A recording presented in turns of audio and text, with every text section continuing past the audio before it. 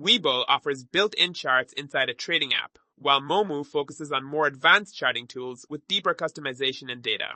Webull's 2026 charting engine offers premium technical analysis across desktop and mobile with 60-plus indicators, 20-plus drawing tools, and historical replay mode.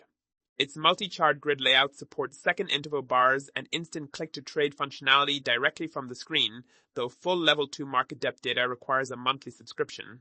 Webull offers a completely commission-free experience with zero commission for stocks, ETFs, and options trading, alongside zero per contract fees. Additionally, there are zero fees for online equity orders, options exercise and assignment, and absolute zero account minimums for opening an account.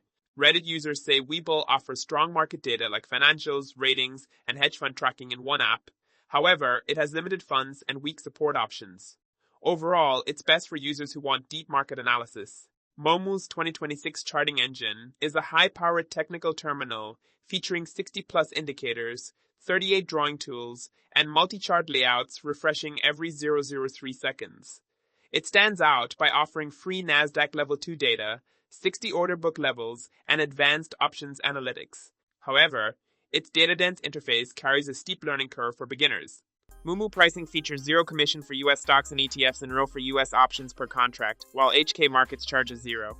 A 3% fee with a minimum of HKD3 for both stocks and funds. For advanced products, index options cost $50 per contract, futures are priced at 0. $50 for US and $2 for HK per contract, and mutual funds come with a 0 transaction fee. Reddit users say Moomoo has a user-friendly UI UX with easy navigation and rich stock information, along with real-time market indicators. Overall, it's best for investors who want a simple yet information-rich trading platform. Overall, Moomoo is better for advanced charting and analysis, while Webull is better for simple, fast, and easy chart use inside a trading app. If this guide helped, don't forget to like and subscribe for more practical reviews.